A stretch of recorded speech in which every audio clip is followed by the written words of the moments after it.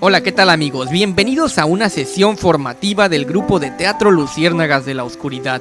Mi nombre es Mauricio Roldán y el día de hoy vamos a tener la lectura del prólogo del libro Sistema y Métodos del Arte Creador de Konstantin Stanislavski. Así es que para no alargar tanto del video, pues vamos a comenzar con esta lectura. Espero que aprendan y entiendan algo de lo que se va el día de hoy a leer, ya sea que estudies teatro o que seas amateur y que estés interesado en lo que es el arte teatral. Bueno, pues espero que disfrutes esta lectura y sobre todo que le pongas mucha atención si te dedicas no solamente a actuar, sino además si ya eres director. No importa si eres director profesional o si estás dirigiendo de manera amateur en algún pequeño grupo de teatro amateur. Es muy importante que escuches el prólogo de este libro y más adelante, obviamente en otros videos vamos a tener más lecturas, así es que por favor pon mucha atención y espero que lo disfrutes. Así es que comenzamos. Y el prólogo lleva el título de La génesis de mi sistema. Así es que pues vamos a comenzar con la lectura y dice así. Las vísperas de aquellos acontecimientos tan significativos transcurrieron bajo la sombra de tormentosas nubes. La muerte de Chejov caló muy hondo en el corazón de nuestro teatro y aquel doloroso sentimiento se hizo más agudo con la enfermedad y posterior fallecimiento de Morozov. La profunda insatisfacción por el fracaso de las obras de Maeterlinck, así como la catastrófica suspensión del estudio sobre Pavlovskaya, todo me sumió en un estado de angustioso descontento como actor, colocando en la oscuridad mi identidad y mi futuro, robándome la fe en mí mismo y mostrándome acartonado y sin vida ante mis propios ojos. En estas lamentables condiciones, en 1906 me fui a pasar unas vacaciones de verano a Finlandia, donde acostumbraba pasar mañanas enteras al borde de un acantilado que miraba hacia el mar, meditando sobre mis experiencias y haciendo un minucioso reencuentro de mi pasado artístico. Yo quería localizar y entender el momento en que se había desvanecido aquella gozosa sensación que me producía el arte creativo. En otros tiempos me sentía aburrido y molesto los días que no actuaba, pero después era feliz cuando no tenía que trabajar en el escenario. ¿Por qué se me había producido este cambio? Se decía que algo así le pasaba a todos los actores profesionales que hacen el mismo papel durante mucho tiempo, pero a mí esa explicación no me satisfacía. Yo pensaba que si un profesional llegaba a aburrirse de su trabajo era porque no amaba sus roles y su arte, y si algo así le pasaba era preferible que buscara empleo en un banco o en una tienda. Aquella explicación solo era aplicable en asuntos de índole mecánica, en los que ciertamente uno puede llegar a cansarse de hacer lo mismo, pero un papel escenográfico en el arte teatral jamás podrá ser aburrido. Actores como Dus, Yermolova o Salvini desempeñaron sus grandes papeles muchas veces más de los que yo había desempeñado los míos, pero eso no les produjo un acartonamiento ni obstó para que esos mismos personajes se fueran perfeccionando en cada repetición. ¿Qué había pasado conmigo entonces si la repetición de mis papeles me hacía caer en un estado de fosilización? Examinando paso a paso mis experiencias pasadas, se me hizo cada vez más claro que aquella íntima satisfacción que yo sentía durante el proceso de creación de un papel se iba perdiendo con el tiempo hasta configurar una experiencia íntima tan diferente de la primera como el cielo de la tierra. Antes todo provenía de una verdad íntima, hermosa y excitante, pero ahora todo aquello era como una fruta que se ha comido y cuya cáscara en el suelo es barrida por el viento, como ceniza y polvo acumulado en los nichos del alma. Las causas de este deterioro sin duda proceden del azar y el accidente, no tienen nada que ver con el arte en sí mismo. Pondré como ejemplo mi papel del Dr. Stuckmann en Un enemigo del pueblo.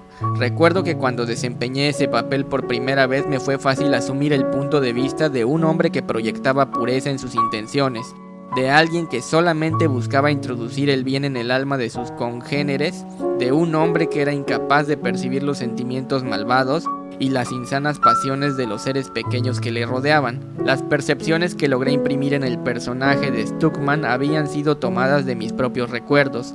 Yo había visto con mis propios ojos la destrucción de un amigo mío, un hombre honesto cuya conciencia moral no le permitió hacer lo que los poderosos de este mundo le pedían que hiciera.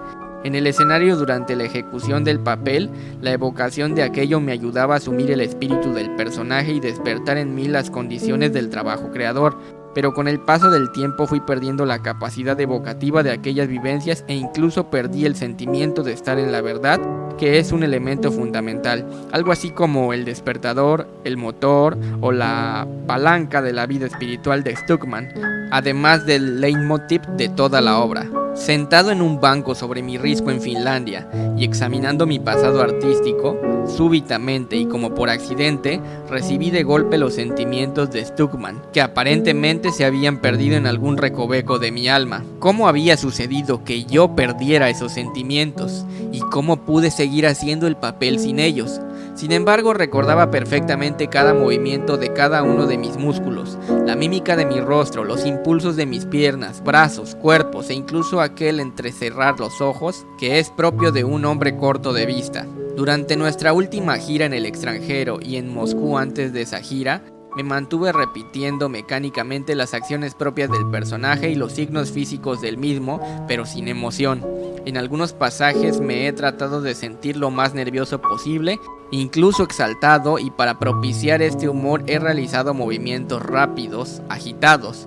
En otros momentos he tratado de parecer ingenuo y para lograr ese efecto de manera técnica he adoptado la mirada inocente de los niños. En otras circunstancias exageré la manera de caminar y los gestos típicos del personaje, sacando al exterior el resultado de una emoción que había estado dormida en mí durante largo tiempo. En todo caso, yo imitaba la ingenuidad, pero no era ingenuo. Movía mis pies con mucha agilidad, pero no percibía esa prisa interior que pudiera dar lugar de manera natural a dar pasos cortos y rápidos. Estaba actuando de manera más o menos artificiosa, imitando apariencias externas que eran congruentes con los sentimientos internos de mi personaje, pero no experimentaba personalmente el personaje ni sentía una auténtica necesidad de acción en un sentido determinado. De función en función yo solamente ejecutaba una serie de hábitos mecánicos a manera de ejercicios gimnásticos que procedían de mi memoria muscular, misma que se encuentra muy desarrollada en los actores, y así se habían fijado acendradamente mis malos hábitos teatrales. Con esta idea en la mente me puse a examinar otros personajes tratando de encontrar el pie y la cabeza de la manera como habían sido creados en sus tiempos, rebuscando en mis recuerdos para localizar aquellas experiencias que habían funcionado como despertadores de mi creatividad. Así fui examinando en mi propia memoria aquellos segmentos de los papeles en los que se me había despertado la creatividad, siempre con una carga de sufrimiento interior. Entonces recordé las palabras de Chekhov y de Nemirovich Danchenko, los consejos de mis directores de escena y camaradas, mis propias experiencias creativas dolorosas, y pude distinguir diferentes etapas en el proceso de nacimiento y desarrollo de mis roles. También me puse a releer las notas de mi diario artístico y así ayudé a reconstruir en mi mente todo lo que había experimentado durante el proceso creativo. Comparando todo esto con lo que había quedado en mi alma, me sentí anonadado. Oh Dios, cómo se había desfigurado el espíritu de mis personajes a partir de las triquiñuelas escénicas y los hábitos de actuación por el deseo de complacer al público, por el uso de métodos incorrectos de acceso a la creatividad. El impulso inicial se había venido perdiendo día a día, diluyéndose con cada repetición en el escenario. ¿Qué podía hacer? ¿Cómo podía salvar a mis personajes de aquellos malos renacimientos, productos de petrificación espiritual, de la dictadura de los malos hábitos y de la falta de verdad? Antes de cada función no solo era necesario hacer una correcta caracterización espiritual, antes de intentar la recreación del personaje era necesario encontrar la manera de entrar en ese templo íntimo donde encontramos la atmósfera espiritual que nos permite crear. Con estos pensamientos e inquietudes en mi alma y después de mi descanso veraniego, regresé a Moscú dispuesto a comenzar la temporada 1906-1907. Durante una función en la cual yo estaba interpretando un papel que había repetido muchas veces, de pronto y sin una causa aparente, descubrí el significado íntimo de una verdad sabida por mí desde hace mucho tiempo atrás, y es que la creatividad en escena demanda, antes que nada, una condición muy especial, la cual a falta de mejor nombre llamaré humor creativo. Por supuesto yo sabía esto de antemano, pero de una manera intelectual, pero aquella noche esa verdad se me presentó en forma vivencial, por lo que penetró hasta lo más profundo de mi ser. Para un actor percibir es lo mismo que sentir, y es por ello que bien puedo decir que esa noche percibí por primera vez esa verdad largamente conocida por mí. Entonces comprendí que para el genio de la escena esta condición casi siempre procede de sí mismo, sin mayores dificultades y con toda su riqueza y amplitud. La gente con un talento más modesto recibe este humor con menor frecuencia, solamente los domingos, por decir algo. Aquellos todavía menos dotados lo reciben solo en días especiales, y para los francamente mediocres esta experiencia se les otorga solamente en raras ocasiones, como el 29 de febrero en los años bisiestos, por así decirlo. Sin embargo, todo aquel que sube a las tablas del escenario desde el genio hasta el mediocre posee la capacidad del humor creativo, aunque no les sea dado a él producirlo y controlarlo a voluntad. Ellos lo obtienen junto con la inspiración como una suerte de regalo del cielo. Sin pretender colocarme en la posición de un dios y otorgar dones celestiales, de cualquier manera me pregunté lo siguiente: ¿no podrían existir métodos técnicos para la inducción de un humor creativo de manera que la inspiración pueda aparecer con tanta frecuencia como se quiera? Esto no significa que se pueda generar inspiración por medios artificiales, lo que sería imposible. Lo que yo quería aprender es cómo establecer condiciones favorables para la aparición de la inspiración, siendo esas condiciones producidas a voluntad y en presencia de las cuales aumente la probabilidad de que se suscite la inspiración en el alma del actor. Como entendí más tarde, el humor creativo se identifica con ese estado espiritual y físico durante el cual es más fácil que nazca la inspiración. Cuando un actor dice: hoy me siento de buen humor, estoy en mi mejor momento, o estoy disfrutando mi actuación, estoy viviendo mi parte, significa que se encuentra por accidente en un humor creativo. Pero, ¿cómo hacer para que esta condición no se presente como un mero accidente? Para que el actor pueda producir de manera voluntaria y bajo su comando. Si no es posible lograr esa experiencia como un golpe súbito de lucidez, entonces habrá que proceder paso a paso, utilizando varios elementos para su elaboración. Si es necesario desarrollar cada uno de los elementos que intervienen en su construcción por separado, sistemáticamente por medio de ciertos ejercicios, pues hagámoslo así. La capacidad para percibir el humor creativo en su completa intensidad es dada al genio por la naturaleza, pero es posible que la gente común pueda alcanzar un estado mental parecido después de un arduo trabajo sobre sí mismos, tal vez no en su dimensión completa, pero al menos en parte.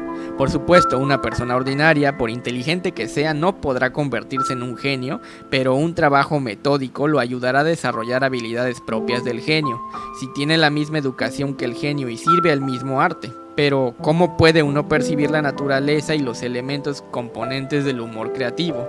La solución de este problema es el entusiasmo Stanislavski, como lo llaman mis amigos.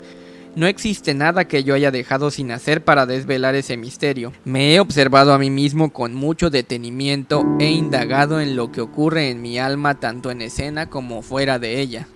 He observado a otros hombres y a otros actores, sobre todo cuando trabajamos papeles nuevos. Incluso los miraba atentamente desde la posición del público. Realicé toda clase de experimentos con ellos y conmigo mismo. Llegué a torturarlos a tal grado que se enojaron conmigo diciendo que yo había convertido los ensayos en un laboratorio y que los actores no eran ratones que pudieran ser usados en experimentación. Por supuesto, sus protestas eran razonables, pero hay que considerar que los sujetos de mis experimentos eran precisamente grandes actores de teatro, tanto rusos como extranjeros, y ellos, más que ningunos otros, eran el tipo de personas que con frecuencia se mueven en el escenario en un estado evidentemente de humor creativo. ¿Con quiénes podía yo trabajar sino con ellos? Pues eso es lo que hice. Y esto es lo que aprendí de lo que observé en Dus, Yermolova, Fedotova, Sabina, Salvini, Chiliapin, Rossi, así como en los actores de nuestro teatro cuando alcanzaban altos niveles de interpretación en sus papeles. En todos ellos sentí la presencia de algo común, algo que los hacía parecidos unos a otros. ¿Cuál era esa cualidad común en todos esos talentos? Lo que reconocí con mayor facilidad en todos ellos fue una suerte de libertad física, una soltura en la que no se percibía la menor tensión. Su cuerpo estaba en plena disposición de responder a las demandas de su voluntad. El humor creativo en escena es sumamente gozoso, especialmente cuando uno lo compara con el alto grado de tensión al que está sujeto un actor en ausencia de este humor creativo. Se le puede comparar con los sentimientos de un prisionero cuando se le han retirado las cadenas que entorpecían sus movimientos y que habían llevado por años. Sentí un enorme entusiasmo al descubrir esta condición del trabajo escénico, creyendo con toda sinceridad que en esto radicaba el secreto, el espíritu de la creatividad actoral, y que todo lo demás provenía de este estado de percepción de la libertad física. Lo que más tarde me puso un tanto ansioso fue el hecho de que ninguno de los actores que participaban conmigo en la representación, o los espectadores que me vieron actuar, notaron los cambios que yo suponía que se habían producido en mí, haciendo a un lado alguna que otra alabanza por una o dos poses, movimientos o gestos que yo había realizado. Después de la producción de El drama de la vida, yo quedé liberado de los nuevos personajes y del trabajo de dirección escénica hasta el fin de la temporada de 1906-1907. Al resumir mis viejos papeles, seguí con mis investigaciones y experimentos, mis ejercicios públicos y el estudio de la teoría y la técnica de nuestro arte. El hábito de libertad en el humor creativo en escena fue creciendo y fortaleciéndose poco a poco. Se volvió un proceso dinámico y gradualmente tomó el carácter de una segunda naturaleza. Y después, igual que el Dr. Stuckmann, hice un segundo descubrimiento. Comprendí que me sentía cómodo y tranquilo en el escenario porque en mis ejercicios con público había aprendido a centrar mi atención en las percepciones y estados corporales, lo que hacía que mi atención se alejara de todo aquello que sucedía más allá de las candilejas. En el auditorio, en ese terrible y negro agujero que se abría tras el arco del proscenio. Estaba inmerso plenamente en lo que hacía y con ello había cesado el miedo a la audiencia, e incluso algunos momentos me olvidaba de que estaba en escena, y era precisamente en tales momentos que mi humor creativo se hacía más placentero. Aquel descubrimiento me hizo muy feliz. En una presentación dada en Moscú por un gran actor visitante, observé con gran detenimiento su desempeño y desde mi perspectiva de actor sentí la presencia de su humor creativo en su actuación, la libertad de sus músculos en conjunción con una gran concentración general. Entonces entendí claramente que este tipo de atención se producía en escena y solamente en escena, siendo pues un tipo de atención especial. Eso me llevó a interesarme en la vida escénica de aquel actor e identificarme espiritualmente con él, a fin de localizar aquello que sustentaba su atención. En algún momento comprendí que mientras más intenso es el deseo del actor por distraer a su público, más percibía el público ese deseo, y entonces ellos mismos se sentían cómodos y tranquilos en sus butacas, dispuestos a ser distraídos, con una atención receptiva y sin adelantarse a los acontecimientos de la escena ni tratar de participar mentalmente en ella. Paradójicamente, cuando el actor deja de estar involucrado con el público, este se concentra más en la acción del actor. Esto ocurre de manera especial cuando el actor se ocupa de algo serio e interesante de por sí. Si el espectador no es distraído adecuadamente por lo que ocurre en esa escena, él buscará a su alrededor objetos de atención. Por supuesto, los objetos idóneos para captar su atención se encuentran en el escenario y especialmente en el actor que está desempeñando el papel. La concentración del actor creativo sobre sí mismo estimula la atención del espectador y de esta manera lo fuerza a volcarse sobre lo que está pasando en la escena, excitando su atención, su imaginación, sus procesos de pensamiento y sus emociones. Aquella noche descubrí el gran valor que tiene la concentración para el actor. Además, en aquella presentación me di cuenta de que la concentración del actor no solamente favorece su vida y su oído, sino los demás sentidos, y también se extiende a su mente, su voluntad, sus emociones, su cuerpo, su memoria y su imaginación. La naturaleza física y espiritual del actor en su totalidad debe estar concentrada en lo que acontece en el alma del personaje que encarna. Yo percibí antes que nada que la creatividad consiste en una profunda concentración que impregna entera la naturaleza del actor. Con esto en mente comencé el desarrollo sistemático de mi atención con ayuda de ejercicios que yo mismo inventé con este propósito. Espero dedicar más de un capítulo de mi próximo libro a este tema. También observé detenidamente el trabajo de otra gran estrella en sus famosos papeles. Él pronunció las palabras introductorias de su papel, pero no entró directamente en una emoción verdadera, sino que de entrada cayó en la habitual mecánica teatral presentando unos patos falso, pero yo lo seguí mirando con cuidado y me di cuenta de que algo estaba ocurriendo en él. Parecía un cantante usando un diapasón sonoro para encontrar la nota correcta. De pronto parecía haberla encontrado, pero no, era muy baja. Subió el tono, pero entonces resultó demasiado alto. Adoptó una nota un poco más baja y entonces reconoció el tono correcto. Lo sintió, lo fijó en su voz, creyó en él y comenzó a disfrutar el arte de su parlamento. Había adquirido credibilidad. Antes que nada, el actor debe creer en todo lo que pasa en la escena, pero sobre todo tiene que creer en lo que él mismo está haciendo. Necesita sentir esa voluntad todo el tiempo, para reencontrarse con ella constantemente, y para lograr esto es indispensable desarrollar la propia sensibilidad artística orientada hacia la verdad. Ante esta propuesta alguien podría decir, ¿pero qué clase de verdad podría ser esta si todo lo que ocurre en el teatro es una mentira? Pura escenografía de cartón, pintura, maquillaje, espadas y lanzas de madera.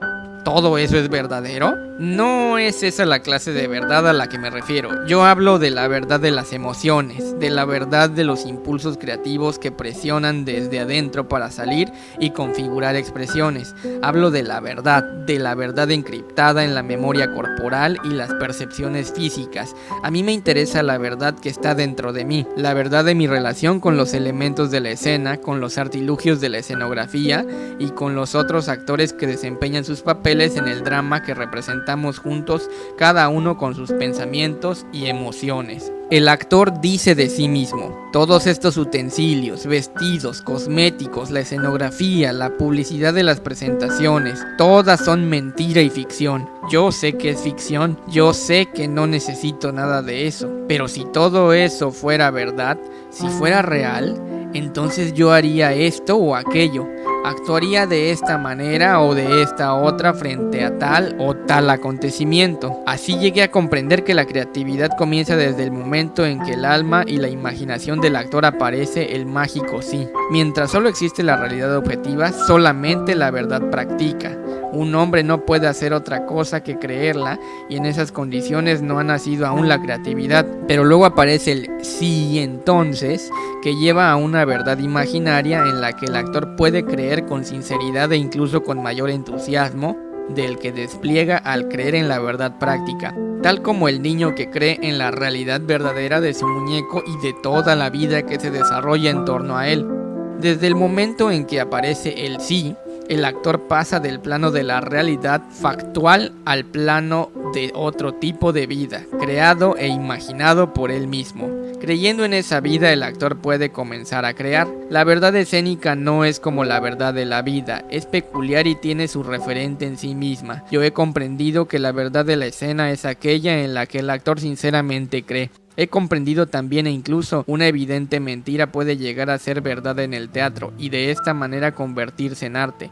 Para lograr esto es necesario que el actor desarrolle su imaginación en alto grado, así como aceptar y fomentar en sí mismo una suerte de credibilidad e ingenuidad parecida a la de los niños, contando con una sensibilidad artística proclive tanto a la verdad como a la verosimilitud en su cuerpo y en su mente. Esas cualidades le ayudarán a transformar una mentira escénica en una dedicada forma de verdad aplicable a una vida imaginaria. El conjunto de esas cualidades es lo que yo llamo sensación de verdad, y esta es la condición para que se realice el juego de la imaginación y la aparición de una fe creativa que es como una barrera que contiene la aparición de mentiras escénicas. En este ámbito se encuentra el verdadero sentido de la proposición. Aquí es donde crece el árbol de la inocencia infantil y de la sinceridad de la emoción artística.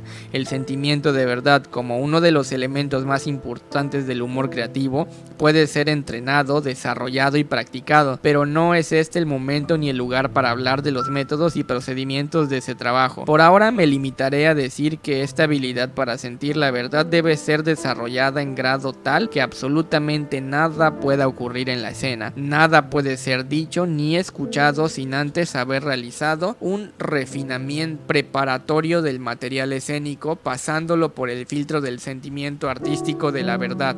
Si esto fuera cierto, entonces todos mis ejercicios escénicos de trabajo muscular, así como de concentración, han sido realizados de manera incorrecta, pues yo no los he pasado por el filtro de la verdad física y espiritual. He propuesto una cierta pose en el escenario, pero llegué a creer físicamente en ella, aunque de alguna manera he liberado la tensión, con lo que la actitud ha mejorado al cambiar la postura. Pero entonces se produce una distinta tensión.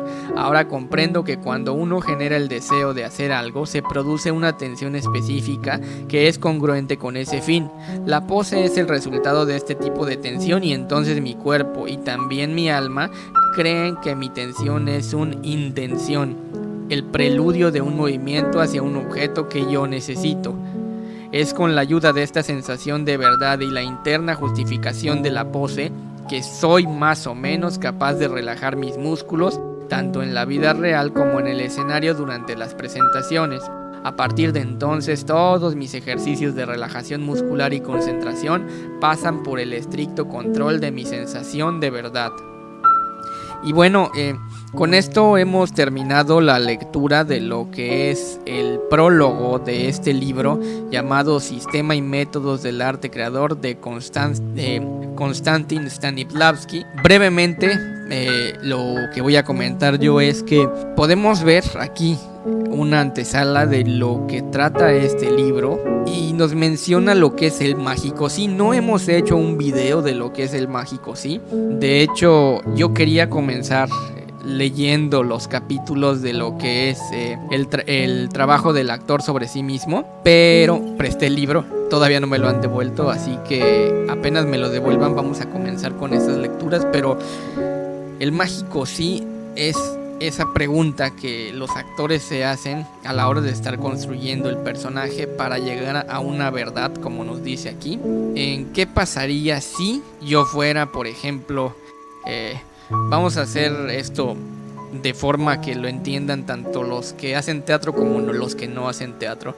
Supongo que vamos a hacer el personaje de un panadero. ¿Qué pasaría si yo fuera panadero? Cuando decimos qué pasaría si yo fuera panadero, es cómo caminaría si yo fuera panadero, qué sentimientos tendría si yo fuera panadero, cómo me vestiría si yo fuera un panadero, cómo sería mi vida si yo fuera un panadero. Y en base al mágico sí empezamos a hacer una construcción de lo que es el personaje. Precisamente como dice aquí el prólogo, vamos a construir una verdad escénica a base de mentiras, ¿no? Pero lo importante es llegar a la verdad del personaje y a la verdad de estos sentimientos, al menos aquí con este método.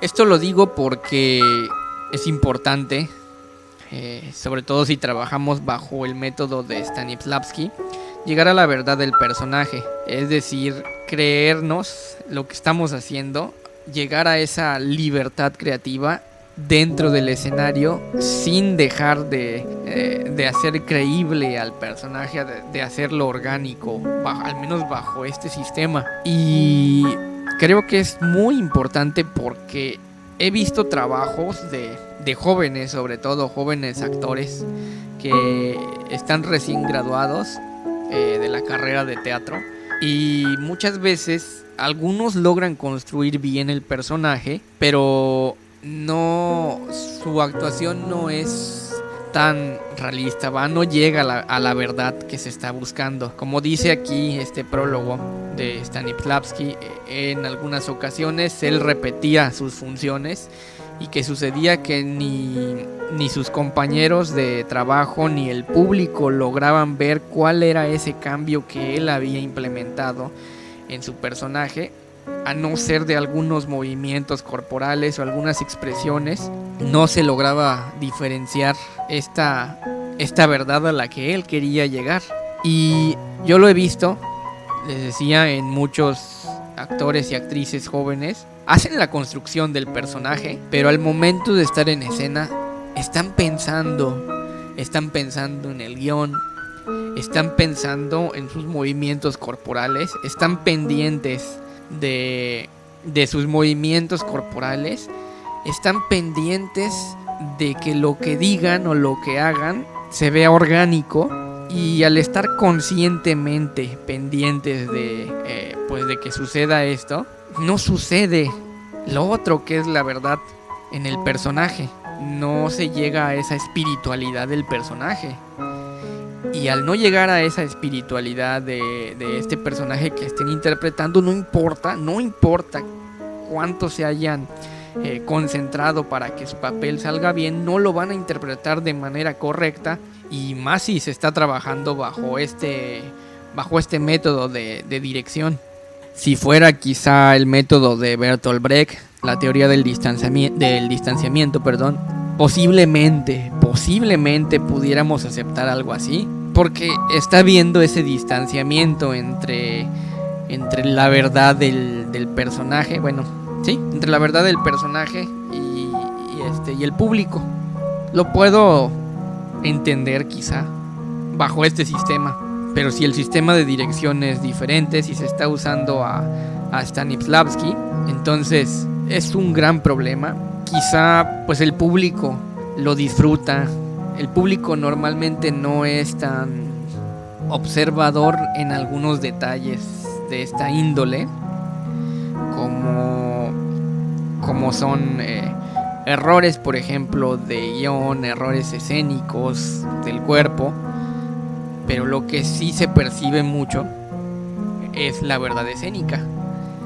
Tan es así que, por ejemplo, yo les puedo compartir que tengo una trilogía de teatro que se llama Los villanos de la comunicación social. He trabajado sobre todo con jóvenes que son amateur en el pasado, y en este momento estoy trabajando con puros chicos que son graduados de la licenciatura en teatro. Y como es una trilogía, hay personajes que a veces los interpreta un actor, luego los interpreta otro y así, porque no siempre están disponibles los mismos.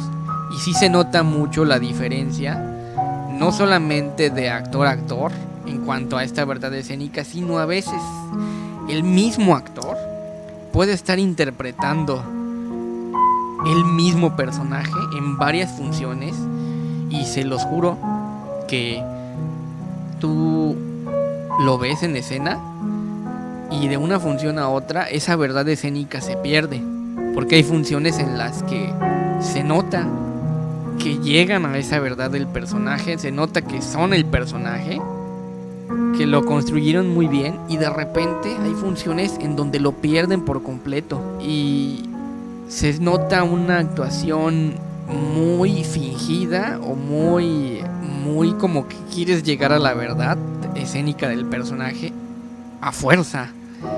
Quieres hacerle creer al público que te lo estás creyendo, pero ni tú estás llegando a esa verdad, ni estás haciendo bien el personaje. Ya me ha sucedido, y por eso es que considero que este prólogo al que se le ha dado lectura el día de hoy es muy importante.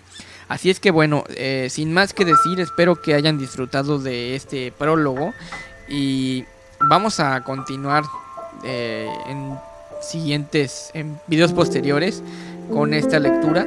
Espero que hayan disfrutado, espero que hayan aprendido algo, y como siempre, si tú estés estudiando teatro o algo relacionado con este arte, por favor puedes escribir, si quieres, en la caja de comentarios tus experiencias acerca de tu trabajo con este tipo de método, y sobre todo, pues ya saben, las recomendaciones que puedan darle a este canal. Yo voy a seguir trabajando con más capítulos de lecturas, y como les dije, muy pronto voy a invitar gente de teatro para que platique también en el micrófono y no nada más sea yo.